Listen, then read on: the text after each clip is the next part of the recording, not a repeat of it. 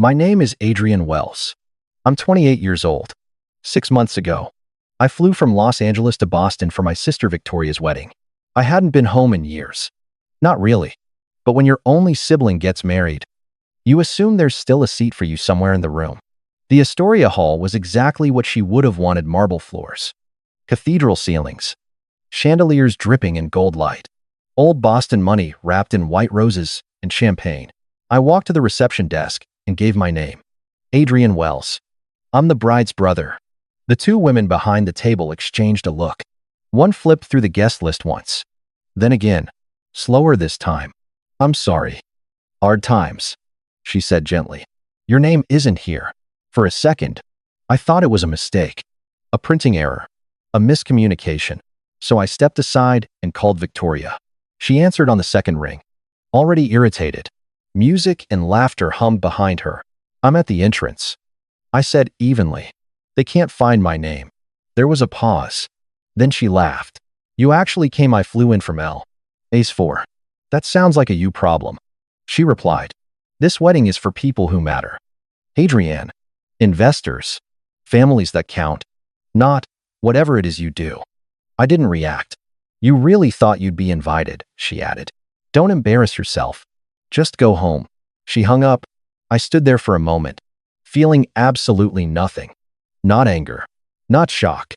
Just confirmation. Then I walked to the gift table. Among the Tiffany blue boxes and crystal vases sat a small silver box with a white ribbon. Mine. I placed it near the edge. Tucked the card underneath to Victoria. From your brother, and I left. Hours later, in front of 400 guests, Victoria opened that box. When she saw what was inside, she hasn't stopped calling me since. And I've never answered once. Before I tell you what was inside that silver box and why it detonated in the middle of a 400-person ballroom, take a second to hit like and subscribe. But only if you genuinely connect with stories like this. And I'm curious, where are you watching from right now? What time is it there? Drop it in the comments. Now, to understand why that gift changed everything, we need to go back to Beacon Hill. I grew up in a 3-story colonial in Beacon Hill. From the outside, we looked untouchable. My father sat on 2 nonprofit boards. My mother hosted charity luncheons that ended up in society columns. We summered on Martha's Vineyard. We donated where it mattered. We smiled in Christmas cards like a catalog family. Inside the house, there were 2 children, but only one of us counted. Victoria is 3 years older than me. She had the corner bedroom with bay windows and a baby grand piano. She had custom suits for school galas, private tutors, the equestrian lessons. She quit after 6 months, but kept anyway. When she spoke, my parents listened like shareholders at a quarterly meeting. I had the smaller room facing the alley. Hand-me-down furniture. Silence. It wasn't cruelty.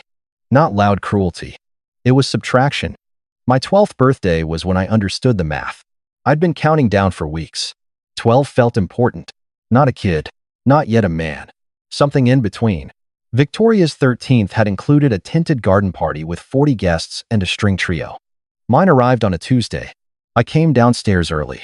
My mother was on the phone discussing seating arrangements for Victoria's upcoming cotillion. My father was halfway out the door, skimming emails. It's my birthday, I said. My mother covered the receiver. I know. Sweetheart, we'll do something later. We didn't. That night, there was a knock at my door. Grandma Eleanor stepped inside, carrying a small wrapped box. Happy birthday, Adrienne, she said, sitting beside me like she had all the time in the world. Inside was a camera. Not a toy, a real one. Solid metal body. Leather strap. Heavy in my hands. You see things differently, she told me. You notice what other people miss. No one had ever said that to me before. She didn't give speeches. She didn't compare me to Victoria. She just watched me, listened, asked questions that required real answers. In that house, she was the only person who did. Over the next few years, I photographed everything. Shadows across brick walls. Light through church windows. The way rain collected on Beacon Hill cobblestones at dusk. Victoria collected applause. I collected moments. The imbalance grew quieter but deeper. Victoria's school awards were framed in the hallway. Mine were mentioned once at dinner and forgotten by dessert. But Grandma Eleanor never forgot. When I showed her my portfolio at 17, she studied each image like it mattered. The greatest treasures, she told me one afternoon, aren't always the ones people fight over. Sometimes they're the ones quietly passed on. I didn't understand what she meant then. I thought she was talking about art. Years later, standing outside my sister's wedding with a silver box in my hand, I realized she was talking about legacy. I graduated high school with a full scholarship to the Rhode Island School of Design. RISD doesn't hand those out easily. I worked for it. Late nights, portfolio reviews, rejection letters before acceptance. I earned every inch.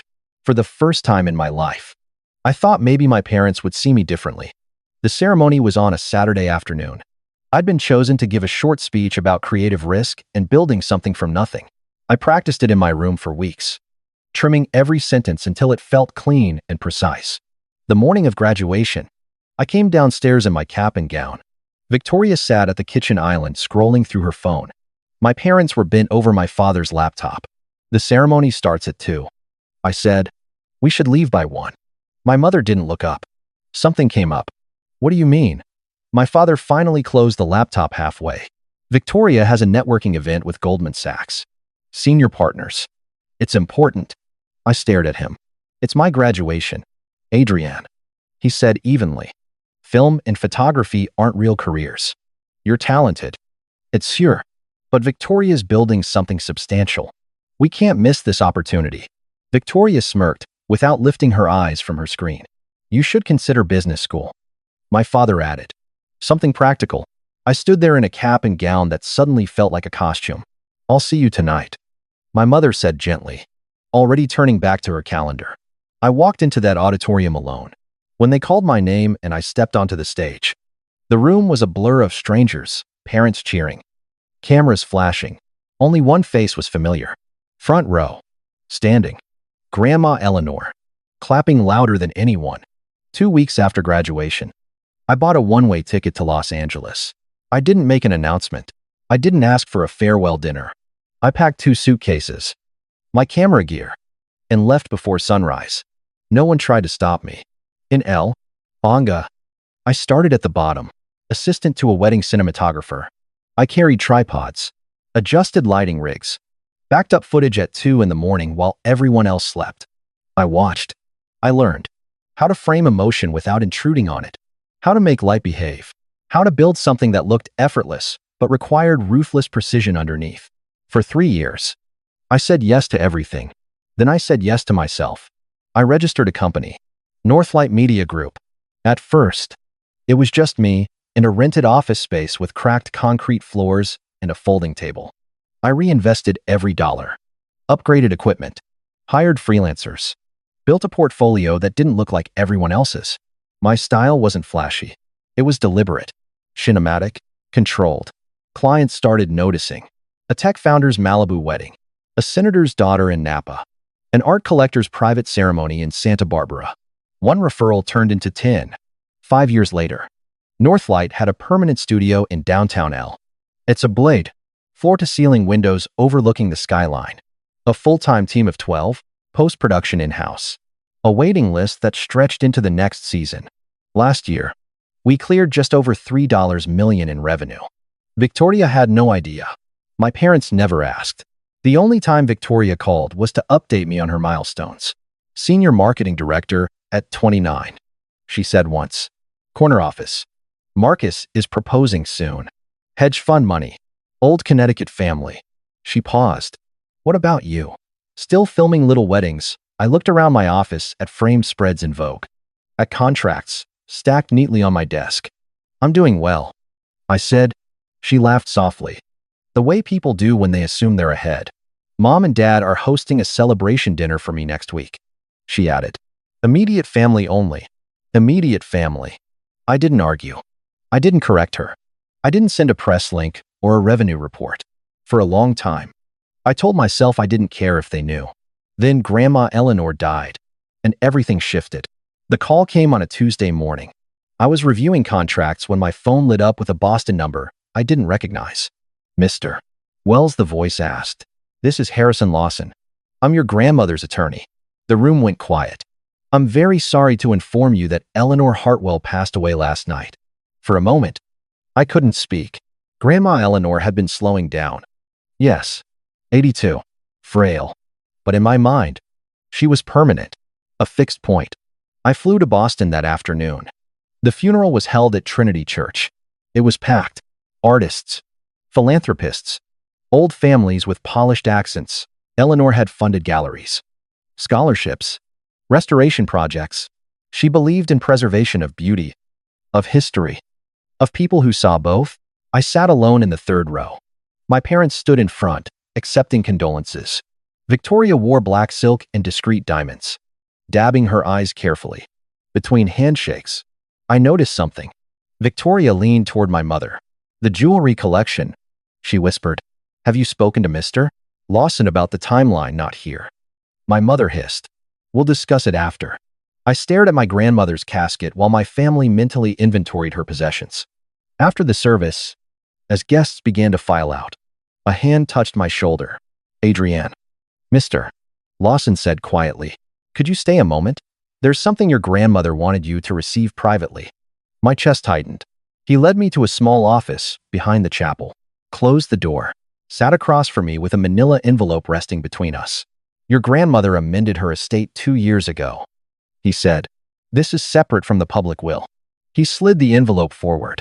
Inside were 2 notarized documents and a letter written in Eleanor's unmistakable hand. The first document made my pulse slow. The Hartwell Jewelry Collection 12 heirloom pieces valued at approximately $2.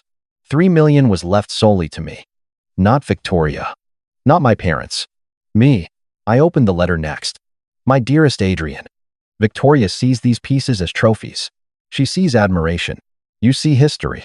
You see craft. You understand preservation. I've watched you choose substance over applause your entire life. That matters. They will be angry. They will say I was mistaken. I was not. Legacy belongs with someone who understands it. My hands trembled slightly, but my mind felt strangely steady. There's one more clause. Mr. Lawson added gently. Your grandmother requested this remain confidential until you determine the appropriate time to disclose it. I folded the letter carefully. Understood. I walked out of Trinity Church carrying a secret that weighed nothing and everything at once. For 6 months, I said nothing. Victoria, meanwhile, told anyone who would listen that she was inheriting Grandma's jewels. She even commissioned a custom display case for her dressing room. She had no idea the inheritance had already changed hands. And when her wedding invitation never arrived, I knew exactly when the truth would surface. 3 months after the funeral, Victoria announced her engagement. Marcus Thornton, Old Connecticut money. His family owned half the commercial real estate corridor between Boston and Manhattan. It was the kind of alliance my parents had always envisioned, wealth reinforcing wealth. The wedding would be at Astoria Hall. 400 guests. Black tie. A 6-figure budget. I waited for the invitation. A week passed. Then 2. Then 4. Nothing arrived. I told myself it was an oversight. A mailing delay. A misprint. Eventually, I called my mother. Mom, I haven't received Victoria's invitation yet. Should I RSVP directly? There was a pause long enough to answer everything. Adrienne, she said carefully. Victoria wanted me to speak with you. My stomach settled into something solid. It's going to be very intimate. 400 guests is intimate, I asked calmly. Another pause. You know how you can be at these events. She continued. Reserved. Distant. Victoria doesn't want anything awkward. It's important everything goes smoothly. I see. She feels it would be better if you didn't attend. Not uninvited. Filtered out. Thank you for letting me know. I said. That night, I opened Instagram. Victoria had posted the seating chart preview. Champagne towers. Custom monogram napkins. The caption read, surrounded by the people who matter most. 400 names. Not mine. I stared at the screen for a long time. For 28 years, I had accepted the margins. But this wasn't oversight. This was erasure. And that was the moment I decided I would go anyway. I didn't decide out of anger. That's the part people misunderstand. Anger is loud, reactive, easy to dismiss. What I was clarity. 3 days before the wedding, I booked a flight from Los Angeles to Boston. One way. I didn't tell my parents. I didn't inform Victoria. I didn't ask for permission to exist in the same city. I packed a small carry-on. 1 navy suit, One pair of polished shoes. No drama. And then I prepared the only thing that mattered. The silver box. It sat on my kitchen counter, under the soft glow of pendant lights. Simple, brushed metal, white ribbon. Small enough to be overlooked among luxury gifts. Inside, I placed 4 items. A notarized copy of Grandma Eleanor's estate amendment, her handwritten letter, a photograph of the two of us outside her favorite antique jewelry shop in Beacon Hill, and a copy of the Northlight Media Group contract, signed by Victoria Wells. $15,000 non-refundable deposit. My name clearly printed as owner. I sealed it carefully. Not revenge. Truth. The night before my flight, I didn't sleep much. I wasn't rehearsing speeches. I wasn't planning confrontations. I just kept thinking about one sentence. You've always been an embarrassment. For most of my life, I'd absorbed comments like that quietly, converted them into fuel, built something elsewhere. But this wasn't about proving them wrong. It was about no longer allowing the narrative to stand unchallenged. At 6 in the morning, I buttoned my shirt, adjusted my cuffs, and looked at myself in the mirror. No bitterness, no trembling, just steady. I won't perform for you anymore, I said quietly. At LAX, I kept my phone on airplane mode. No social media, no last-minute second thoughts. As the plane lifted off over the Pacific, I watched the coastline disappear beneath clouds. I wasn't flying home for reconciliation. I wasn't flying home to beg. I was flying home to deliver something that had been sitting in silence for 6 months. And when the wheels touched down in Boston, the moment had arrived. Astoria Hall looked like a cathedral built for money. Crystal chandeliers, marble floors, white roses arranged in towers that probably cost more than my first car. A string quartet played near the entrance while guests in tailored tuxedos and couture gowns drifted toward the ballroom. I adjusted my cuffs and walked to the reception table. Good afternoon, I said evenly. Adrian Wells. I'm the bride's brother. The woman behind the table smiled politely and began scanning the list. Her finger traced down the W's. Once, twice, a third time. The smile faded. I'm sorry. The first. I don't see your name. Could you check again? She flipped pages. Another coordinator leaned in. There's a Harold Wells. Patricia Wells. Victoria Wells Thornton, she said softly. No Adrian. Behind them, the ballroom doors stood open. I could see white tablecloths, champagne flutes, 400 guests laughing under gold light. 400. Just not me. Is there someone I could call? The receptionist asked gently. Yes, I said. I'll handle it. I stepped aside and dialed Victoria. She answered on the second ring. When I'm at the entrance, they don't have my name. Silence. Then a slow exhale. That's because you're not invited. I flew in from Los Angeles. That sounds like poor planning, she replied. Music and laughter pulsed behind her. This wedding is curated. Audrey-Ann. Investors. Families that matter. Not creative freelancers. I'm your brother. She laughed. Sharp. Brittle. You really thought you'd be included. This isn't a backyard barbecue. Don't embarrass yourself. I brought a gift. A gift, she scoffed. What could you possibly give me that I don't already have? I didn't answer. Go home, she said finally. Mom and Dad agree. Don't make this awkward. The line went dead. I stood there for a moment. The marble cool beneath my shoes. Strangers moving around me, like I was part of the decor. No anger. No raised voice. Just confirmation. I walked to the gift table. It was obscene in its abundance. Tiffany blue boxes. Hermes orange. Crystal decanters. Envelopes thick with checks. My silver box looked almost modest among the spectacle. I placed it near the edge and slid the card beneath the ribbon. To Victoria. From your brother. As I turned away, the receptionist hesitated. Sir, are you sure you don't want me to speak to someone? I gave her a small smile. Some gifts speak louder when the giver is absent. She blinked, unsure how to respond. I took one last glance at the ballroom. Inside, my parents were likely shaking hands with Marcus's family. Victoria was probably glowing under chandeliers, admired exactly the way she preferred. None of them were thinking about me. That was fine. They would be soon enough. And this would be the last time I ever stood outside a door waiting to be let in. My taxi pulled away from Astoria Hall just as the sun began to sink behind the Boston skyline. Inside the ballroom, the reception was beginning. Outside, I was already leaving. I didn't check my phone. Not yet. At Logan Airport, I booked the next flight back to Los Angeles and walked into the VIP lounge, like any other business traveler finishing a short trip. No one looking at me would have guessed what was about to happen across the city. Through the floor-to-ceiling windows, planes lifted into a sky painted orange and violet. I ordered a coffee, said Mdvange to read us at Pop. By now, cocktail hour would be over. Guests would be seated. The MC warming up the room. Champagne refilled. Laughter rising. At some point, tradition would kick in. The bride and groom would open select gifts before dessert. And somewhere near the edge of a long white table, a small silver box was waiting. Inside it, Grandma Eleanor's signed amendment.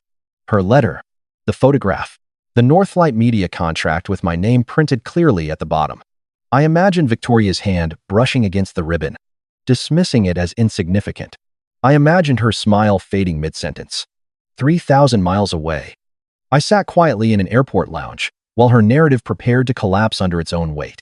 Not because I shouted, not because I accused, but because truth doesn't need volume. It just needs timing. I checked my watch again. Sedum o semen pediset pay. Any minute now, she would open it.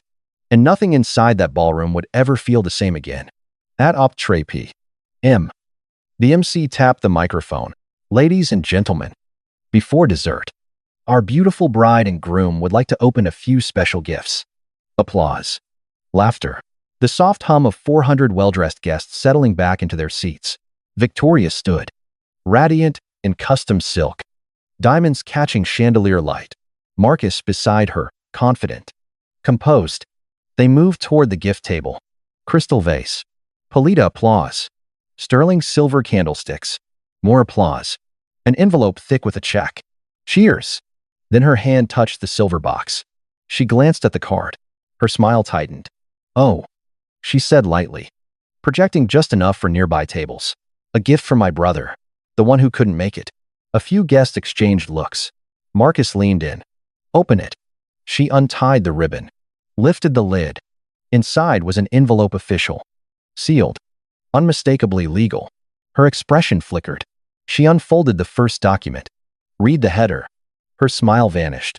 Guests closest to the head table noticed first. The change in her posture. The way her fingers began to tremble. What is it? Marcus asked quietly. She didn't answer. Her eyes moved line by line down the page. Then again, as if rereading might change the words. It didn't.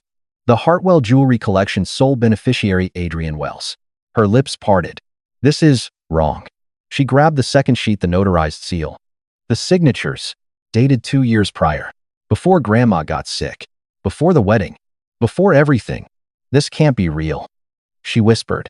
The letter slipped from her hand and drifted to the floor. My mother rose from the head table. Victoria. What's happening? Victoria shoved the document toward her. He forged this. My mother scanned the page. Her face drained of color. Harold, my father, stepped beside her. Took the paper. Read it carefully. Then he picked up the letter from the floor. Grandma Eleanor's handwriting. Unmistakable. Victoria sees trophies. Adrian sees history. Legacy belongs with someone who understands it. Silence began to ripple through the ballroom. 400 people. Watching. Victoria's composure cracked. She promised me those pieces, she said, voice rising. I already told Marcus's parents. I commissioned a display case. You told everyone. Someone murmured at a nearby table. You said they were yours. Victoria spun toward the crowd. They are mine. He manipulated her. He's always been jealous. That's when Caroline Ashford stepped forward. Graceful, unshaken. I was present when Eleanor signed this amendment. She said calmly. It is entirely legitimate. The murmurs grew louder. Victoria stared at her. You knew Caroline didn't flinch. Eleanor made her reasoning very clear. She believed Adrian valued legacy, not status. The room felt smaller. Marcus was no longer smiling. He looked at Victoria the way someone does when they realize they're missing critical information. There's something else, he said quietly. At the bottom of the box beneath the legal documents was one more folded sheet. Victoria pulled it out. Northlight Media Group Wedding Services, Agreement Client, Victoria Wells Owner, Adrian Wells Deposit $15. 000. Non-refundable. Her breathing faltered. No. Marcus took the contract from her. You hired his company. he said slowly. Victoria shook her head. I didn't know. It's just some West Coast firm Caroline recommended.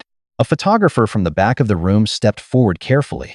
Ma'am, she said, Northlight Media Group is owned by Mr. Adrian Wells. He doesn't attend every event personally. A guest near the front stood up. Adrian Wells, the Northlight founder. They shot my daughter's wedding in Malibu. Another voice from the side. They did the Whitmore estate ceremony. Weren't they featured in Vogue Yes 2 spreads last year? Marcus's jaw tightened. You told me your brother couldn't hold a job, he said quietly. Victoria looked around wildly, as if the chandeliers themselves had betrayed her. He's nothing, she insisted. He takes pictures. That's not Northlight cleared over $3 million last year. A distinguished man at table 7 interjected. I know the industry. $3 million. My mother's hand gripped the back of a chair. My father said nothing, but his silence wasn't disbelief anymore.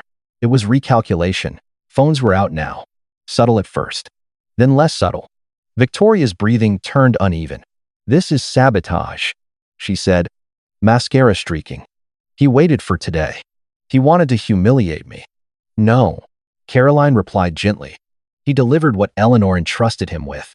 Marcus stepped back from his bride. What else have you lied about? He asked. That question landed heavier than the documents. Victoria opened her mouth. Nothing came out. For 28 years, she'd controlled every room she entered. Tonight, the room controlled her. And 3,000 miles away, in an airport lounge overlooking a dark runway, my phone began to ring. My phone vibrated against the small glass table in the lounge. Victoria. I watched it ring. Then again, and again, 5 times in a row. Then my mother's name lit up the screen. Then my father's. I let every call go to voicemail. The messages started coming in seconds later. Victoria, you did this on purpose. Pick up the phone right now. You ruined everything. Mom Adrian, call me immediately. This is not how family handles things. Dad, you will explain yourself. I took a slow sip of coffee and set the cup down carefully. I hadn't forged documents. I hadn't lied to her fiancé. I hadn't bragged about an inheritance that wasn't mine. All I had done was deliver what Grandma Eleanor had legally entrusted to me. The screen kept lighting up. By the time boarding was announced, I had 47 missed calls. 47. For 28 years. I couldn't get one. As I stood to line up for the flight back to Los Angeles, one new message appeared. Marcus Thornton. I paused. I stepped aside near the window and opened it. Adrienne, this is Marcus. I got your number from the contract. I'm not calling to argue. I need clarity. Another message followed. Victoria told me you were unstable, that you couldn't maintain work, that the family had to distance themselves for your own good. I never questioned it. I exhaled slowly. The boarding line moved forward without me. A third message. The reception ended early. Half the guests left after Caroline spoke. My parents are asking questions. Victoria can't answer. I'm starting to realize I may not know the woman I married. I stared at the runway lights, blinking in the dark. Then the final message arrived. I'm sorry for believing a version of you I never verified. You didn't owe us anything tonight, but I needed you to know that. For the first time that evening, I typed back, you don't owe me an apology. Marcus, I wish you clarity. 3 dots appeared. The wedding happened. I'm not sure the marriage will. The gate agent called my group. I turned off my phone, not because I was avoiding them, because for once, I wasn't chasing anyone either. I didn't know about the video until the next morning. When I walked into Northlight's office, my operations manager, Daniel, was waiting near my desk with his phone in his hand. You need to see this, he said. He turned the screen toward me. TikTok. 1 million views. Climbing. The caption read, Bride finds out her failure brother is actually the heir and the millionaire. The video was 38 seconds long. Victoria at the head table. Smiling. Victoria reading the document, her face draining of color. Caroline confirming the will. A guest saying, Northlight cleared $3 million last year. Marcus telling her to stop talking. The comments were ruthless. The quiet ones always win. Grandma knew exactly what she was doing. You can't fake class. It shows eventually. He didn't ruin her day. He corrected the record. Daniel scrolled. 300 direct inquiries since 6 a.m., he said. 2 celebrity planners asking for availability next spring. Vogue weddings emailed. I sat down slowly. I hadn't posted anything. I hadn't leaked anything. I hadn't even spoken. The internet had appointed itself judge and jury. My phone buzzed. An email from a reporter at the Boston Globe requesting an interview. Another from a podcast producer. Another from a PR firm offering representation. I deleted them all.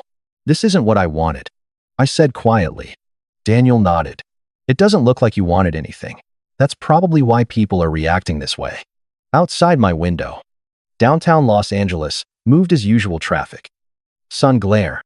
Construction cranes. Across the country, my sister's carefully curated image was dissolving in real time, and the world had decided it preferred the version of the story where the quiet one finally stood up. I closed the app. Virality fades, but consequences don't.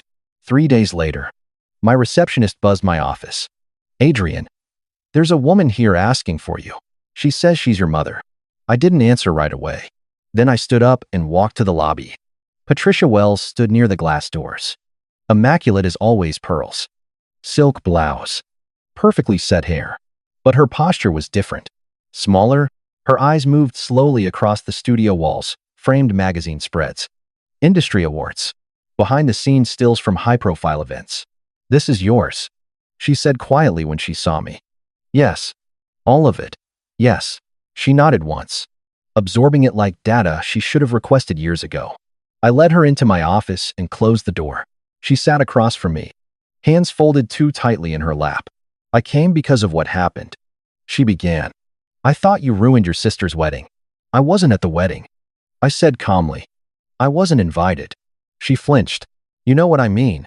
The box. The documents. They were real. She swallowed. Why like that? I leaned back slightly.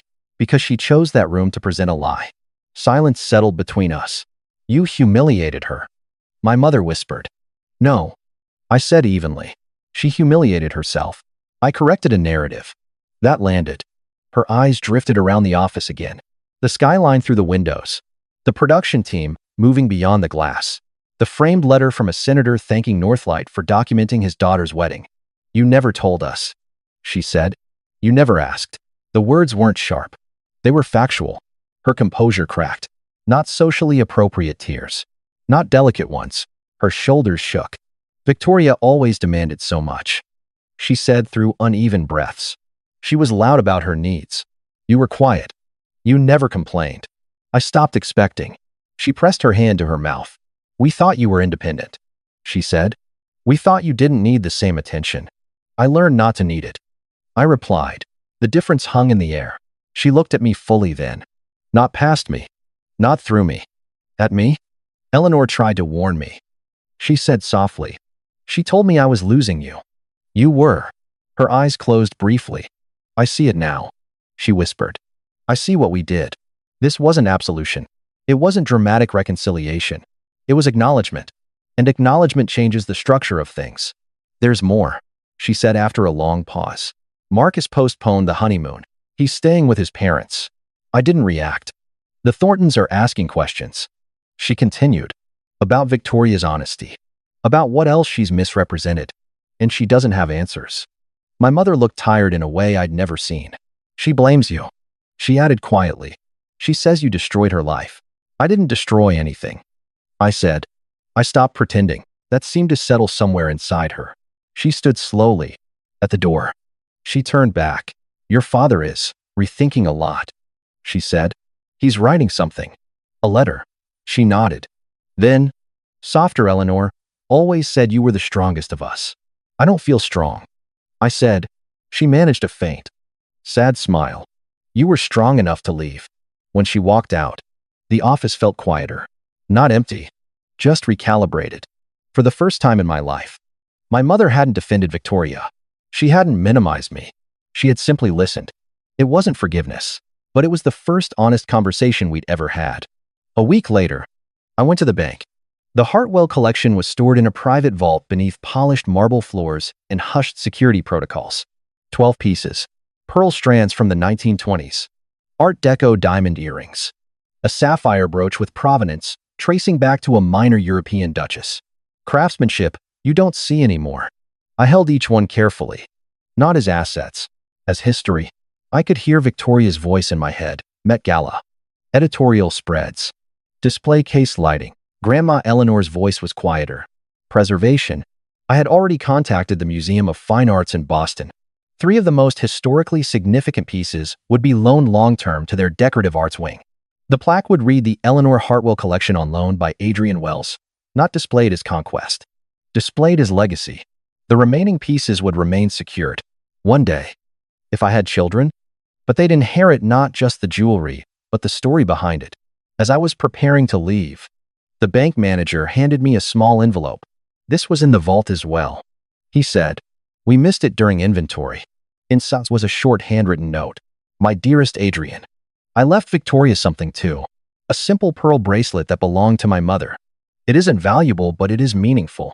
If she chooses to understand it, I hope one day she does." I stood there in the quiet of the bank lobby, the note steady in my hand. Even in death, Grandma had left a door open, not for status, for growth. I folded the note carefully and placed it back in the envelope. Victory wasn't about taking something from Victoria. It was about protecting something she didn't know how to value. And that, more than any public moment, felt like the real inheritance. 6 months have passed since the wedding. The video eventually stopped trending. The internet moved on to the next spectacle. It always does. Northlight didn't slow down. If anything, we became more selective. I turned down 3 high-profile weddings that felt more like publicity stunts than partnerships. Growth means knowing when to say no. My mother calls once a week now. The first few conversations were awkward weather updates. Our fest questions. Long pauses. Then one afternoon, she asked, "What are you working on this week?" So I told her about lighting tests in Malibu, about a documentary-style ceremony in Napa, about a client who cried watching the final cut. She listened. Actually listened. My father sent a letter. 3 pages. Handwritten. No excuse. No deflection. He admitted he confused volume with importance. That he rewarded whoever demanded attention loudest. That he mistook my silence for strength when it was really withdrawal. I haven't written back yet, but I'm thinking about it. Victoria and Marcus are in therapy. She called me once. Not to yell. Not to accuse. "I'm trying to understand," she said. It wasn't an apology, but it wasn't denial either. Maybe that's her beginning. Maybe not. I don't monitor it anymore. I don't check to see if she's changing. That's not my responsibility. What I've learned is this. The opposite of revenge isn't forgiveness. It's indifference to approval. For most of my life, I waited to be acknowledged. At that wedding, I didn't explode. I didn't shout. I didn't expose secrets. I placed the truth on a table and walked away. That was enough.